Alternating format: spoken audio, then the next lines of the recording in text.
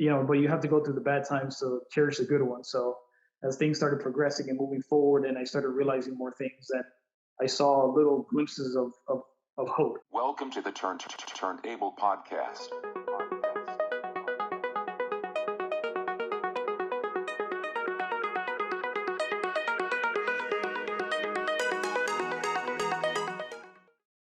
Hey guys, and thanks for tuning into another episode of the Turntable Podcast. This week, I have the absolute pleasure of welcoming the Miami pop / dance artist Miggz the Atlas back onto the show. You guys will remember Miggz from the interview we did back in September of 2021 when he discussed the creation of his songs Her Touch, Strangers, Love and Light, featuring Dalen Castellanos. And today, he'll be talking about his latest single called Collide. That song should be hitting streaming services very soon.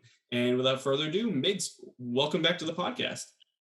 Thank you, man. Thank you for having me again. It's an absolute pleasure every time I get to talk to you, man. Same here. Although last time I was kind of falling asleep, I feel good today. So perfect.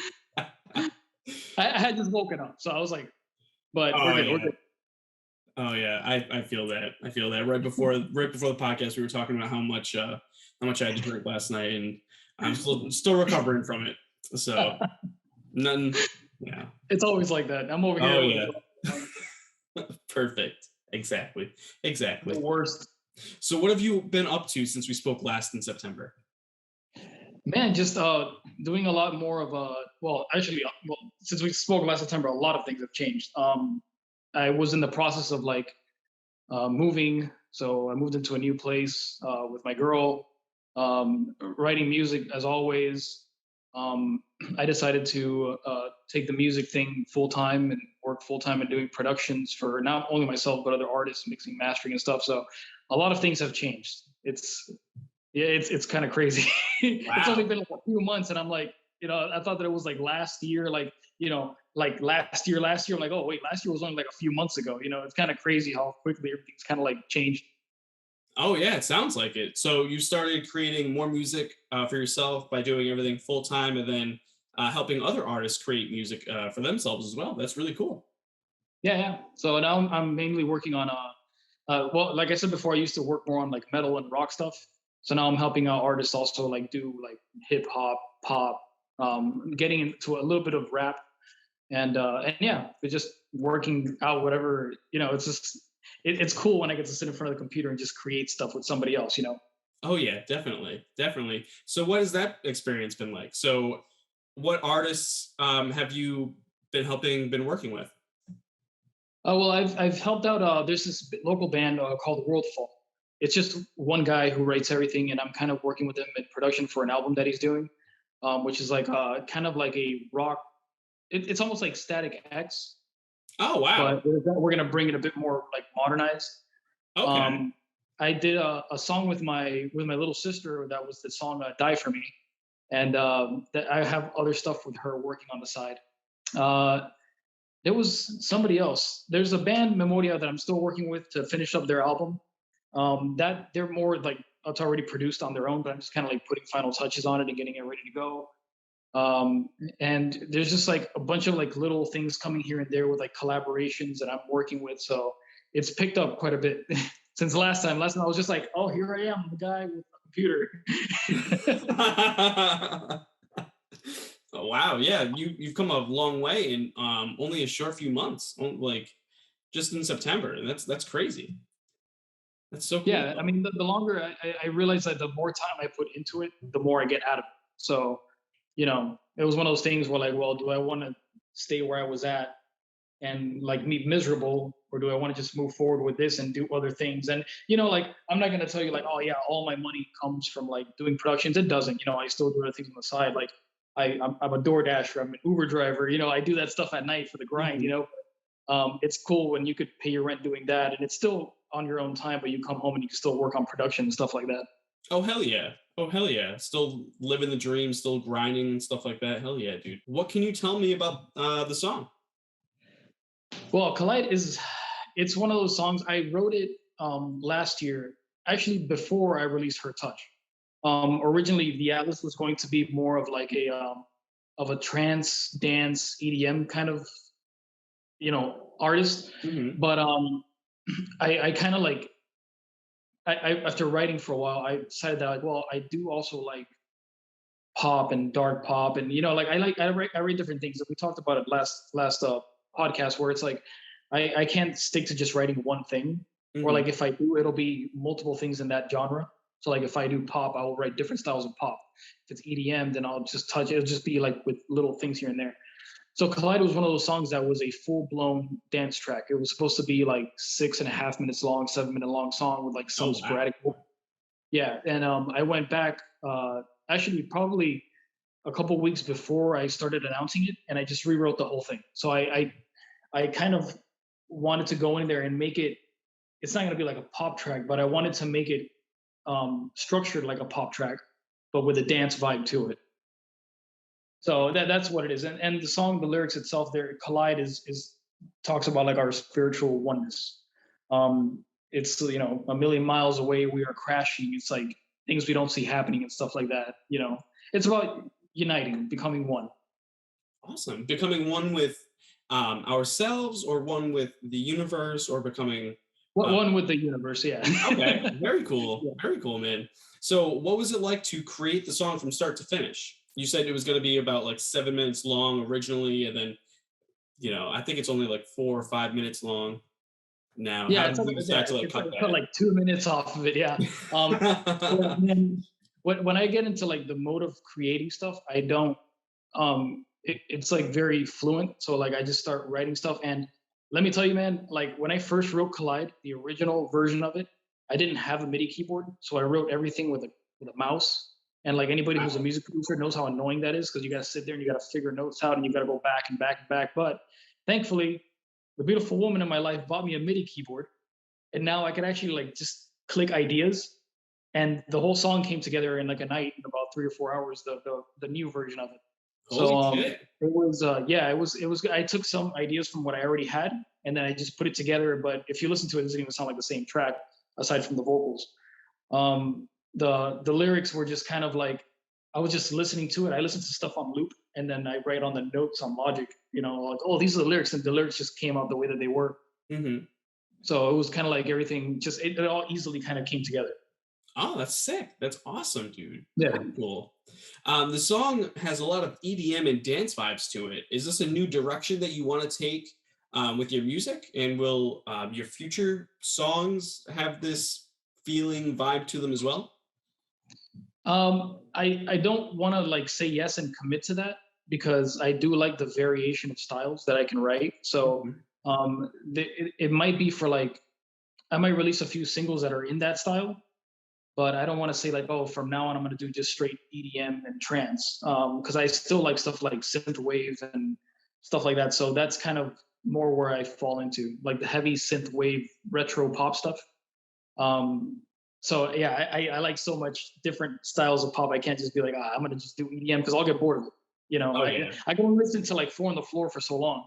So then I gotta go and I gotta write another song like Die for Me or something like that. So yeah, it's I can't say like from now on the direction's gonna be that, but there will be songs where they are in that influence.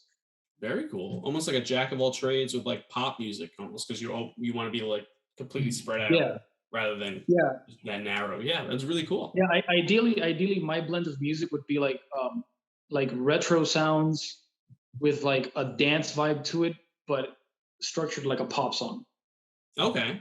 So that's kind of like I'm still trying to play around with the blend of those instruments, but if something comes out the way it does, I'm not gonna go in there and like change it just because my logical side's telling me like, oh, go change it. I'll just leave it as it is, and if it sounds good, I work with it.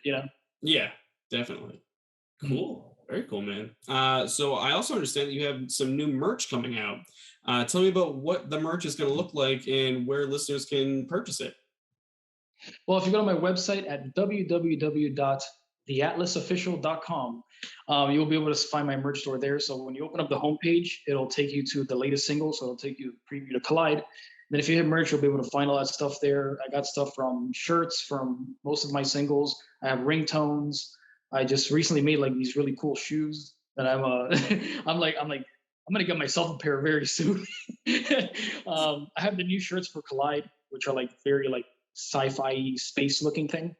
And then and what I started doing is that as I start releasing singles, I've made more merch for it. So I'm gonna start doing more merch releases where it's stuff around the single. Like I'm gonna announce it here first because I haven't said it anywhere else, but I have a release coming after Collide that's gonna be called Shameless.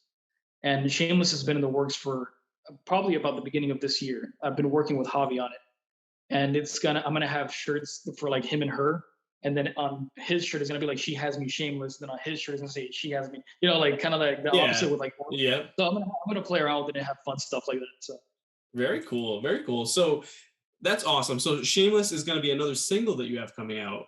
Is that yeah, correct? Awesome. Very cool. yeah, it's So going to be once I get it back from Javi. I think right now he's mastering it, so it should be done soon. After Collide and after the whole thing settles down, I'm thinking probably like another month, maybe at most 2 months, and I'll release Shameless. okay, so probably around May, you think? Yeah, Very cool. Very cool. So talk to I, me for a I second. like now I have so much time to write that I just like, and this is one of the things that I appreciate of now using YouTube more is because now I can release songs when I want to. Hmm. Because on Spotify, it's a little clunky. You got to put a song on there like a month before ahead of time. And if you have the songs already written, well, that's cool. But because I'm so sporadic, I can't just be like, oh, yeah, I'll put that one a month and then that one a month later and that one 3 months later. Like, I'm not. I have to like, I like to like put stuff out, promote it, and then move on to the next. So I'm very like, I just like to put stuff out fast. Oh yeah. Not like in a way where it's like, oh, here it is, and then I forget about it. Like I'll still promote it, like I still run like my YouTube and Google ads and stuff like that. But I can't like I'll put it on YouTube first, and then while that's doing its thing, Spotify will do its thing, and then those people will get it that it came out. So Hmm.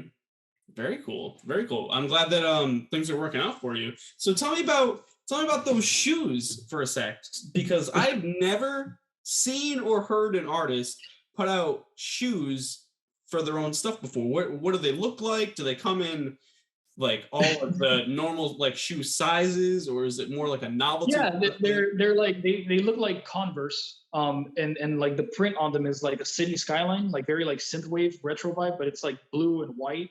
So if you put them on, like people are gonna know you have them on. Like they almost look like the Collide shirts with like the spacey thing, but this is just like a retro city background.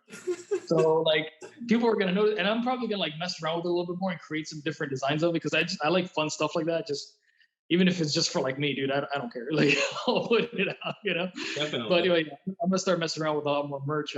I made the sunglasses, which I love so much, and I love those things. I wear them everywhere. So I'm just playing around with the merch, man, and see just like what fun stuff I could come up with. Hell yeah, that's awesome. Yeah, like I said, I've never seen or heard of an artist making their own shoes or like kind of shoe designs. That's super unique. So you gave listeners a few small samples about the new music that you're working on. When do you think that you'll be able to put out an official EP or album?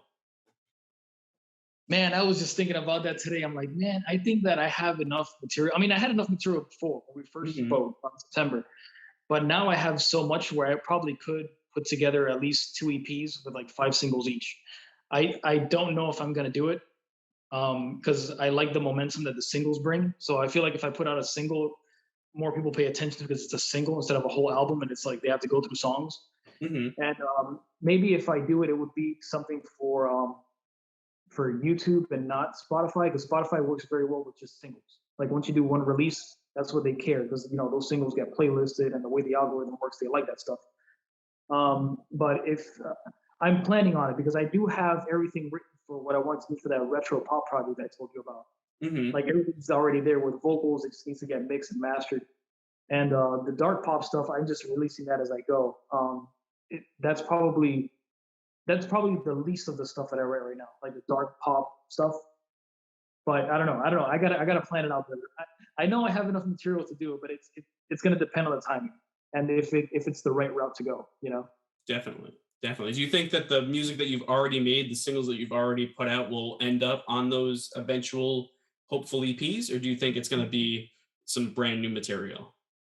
It's gonna be brand new. I can't bring myself to release an EP with songs that were already released. Like that to me feels like cheating. Yeah. I know, like no offense, I know people do it, but it's like if I'm gonna put an album out, I'm gonna have to go like all out with like the artwork and probably like at least a music video for one of the tracks. So that's where the whole planning comes along. Hmm. Mhm. But yeah, I can't release an EP with like songs that were already released. Like I'm gonna release Touch again. Like her touch has done pretty good. Like since we spoke, it's up to like 24,000 views or something on YouTube. So it's been like Damn. building. Um and dude, it's been taken off, but I can't find myself to be like, oh, I'm gonna put her touch in another album, or an EP. Like I'd rather just do singles. Oh yeah, definitely. No, I hear that. I hear that. So do you think the new track Shameless or the song Collide will have a music video to go along with it? I'm working on it for Shameless. Collide right now is just a visualizer. Mhm. Collide. I want to say is kind of like a test. I put it out there as a test because some artists are like very reserved. Like they're like, oh, if I put this out there, I don't know if people are going to like it or not. I don't care. I put it out there, and I'm like, well, if people like it, they're gonna like it. If they don't, they don't like it.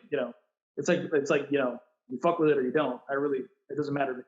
But Collide is like a test for me to test the waters, to see if like, okay, would people like this? And even if they didn't, I would probably still write it. But because it's so different from everything else that I've already released and the stuff that I have written, I just want to test it. And then if it works, then I'll be like, okay, well, if this is bringing in people, then I'll probably do a music video for it later on. For Shameless, I definitely have the video producer to do it, and everything's in place. We're just kind of looking for a location. But I still don't know what the theme of the video is going to be. I suck at video, so like for me, everything is audio, and that's great. But when it comes to like video, photography, artistic ideas, I'm like, dude, that's all. I'd rather hire somebody else to do it. Yeah, I can definitely understand that because it's definitely more stuff going on all at once. Yeah, it's overwhelming, and I know artists that do that they film like music videos on their phone, and they look great. But I'm like, dude, I don't have the mental capacity to do all that stuff.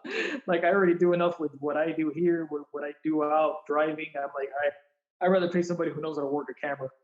Oh yeah, definitely, definitely. So just a few more questions to wrap up the interview. You recently posted a picture of you and your mom with a caption about transformation and improving yourself. What advice would you give to listeners looking to do the same? And I posted that picture because I'm gonna dig a little bit into myself Yeah, do it up. right here. But when I go out sometimes and I go driving by myself, I usually like to turn everything off. And I'm one of those people that like talk to themselves. I don't know. It might sound crazy, but I No, do I it. do the same thing. And it's yeah. Okay, cool. So all right, cool. Well, well, it's very like introspective, and you start like analyzing yourself and the things that happened and how you got to where you're at. And in that picture, it was. I mean, obviously, I was overweight. I was smoking like a chimney. I was smoking like 2 or 3 packs of cigarettes a day. My mom was going through. My mom suffered from alcoholism, so her liver was being damaged in that picture. She was going to need a liver transplant, basically. And so it's just kind of one of those things where like people are like in a really fucked up place. They don't see like the way out. But if you just push yourself forward and you look for information, because really what I had to do for whatever I'm doing now was just go on YouTube or like wherever I could find information about doing what I'm doing, or talk to people that knew more than me, or even slightly more. Sometimes our group of friends isn't really the most beneficial to have around us. And unfortunately, for as much as we care for those people, sometimes we need to cut them out. And that's what I was going through in that picture. That picture was probably about 5 years ago, 4 or 5 years ago. And I was dealing with a very toxic relationship. Everything you could possibly think of was fucked up. And but you have to go through the bad times to cherish the good ones. So as things started progressing and moving forward, and I started realizing more things, that I saw little glimpses of hope. And those little glimpses led me to where I'm at now, where I'm a lot happier. I'm not like super famous or rich or anything. Like it's not what I'm saying, but at least like emotionally I'm stable, and I'm happy with what I'm doing. I'm proud of the work that I'm doing, and that people, hopefully people that are in a dark place could figure that out. They could find their own way. Definitely, definitely. Well, that was super heartfelt. I mean, I thank you for explaining everything to me and your listeners. 'Cause it sounds like you went through that was a whole transformation. I mean, it was the Yeah. weight loss. It was the focusing on other things, the cutting out friends that are just enabling you to Mm. be your worst person. So that's impressive. I can't that, imagine. that was just one point of it 5 years ago. Obviously it still got worse after that, and then it was just like after everything all settled down and people left and shit was gone. Then I sat down and I realized, well, it doesn't matter. It shouldn't affect me. Like I've said this quote about 5 times this week because I don't know if you know this, but I do tarot readings. Like Oh, it's one of cool. my things. Yeah. So I was in a circle, in a Reiki circle, and we were going around. We were talking about things that we wanted to say, and the first thing that came to my mind was a quote from Seneca that says, "We suffer more in imagination than in reality." And when you really like break down that quote and you look at it, it's like shit. That's true. Like people can leave our lives and shit can happen, but we don't have to let it affect us mentally. That's where people lead into like anxiety and depression and stuff like that because it's the overthinking. So I just decided to stop overthinking. Like I stopped. Probably one of the best things to happen to me, honestly, even aside from the weight loss, was stop thinking that people cared, that people gave a shit about what I was doing. Because if you walk around, you don't really pay attention to people. So why were people paying attention to me? So just that, like, and being more self-confident in the things that I'm doing. Like if I'm going to put this out there, people are going to criticize it. I don't care. If you like it, you like it. If you don't like it, that's fine. I don't care either. Love and light to you. So it's kind of like the mentality switch. Definitely. I don't know if I got to the point, but yeah, that's. No, that was perfect. That was perfect. Awesome. Yeah, that's inspirational. Once again, you always give me such inspirational quotes and a lot of good takeaways. So I always really appreciate that. Thank you. So I guess the last question I have for you, what music are you currently listening to? Last time on the podcast, I asked you what your desert island band is. Now I want to know 2022. A lot of great music has already started coming out. What have you been listening to? Man, I've been listening to the new Weekend album is fantastic. Oh yeah. Like Dawn FM, that's fine. I've been listening to like all the Weekend stuff. What else? There's the Weekend stuff. The stuff that he's done with Post Malone. I just listen to a lot of the Weekend. Like let's just put it. He's like one of my. Well, thank you, Miggz, for coming back onto the podcast and for talking about the creation of your latest single, Collide. Also, thank you for telling me and your listeners about Shameless, and that is something for us to all look forward to together. I'm sure we all can't wait for it to come out. Everybody, please go show some love. It's not a TV show. Oh yeah, very. It's not a TV show. Shameless. Everybody, please go show some love to Miggz by following him on Instagram or Twitter. That's it for this episode, and I'll see you guys in the next one.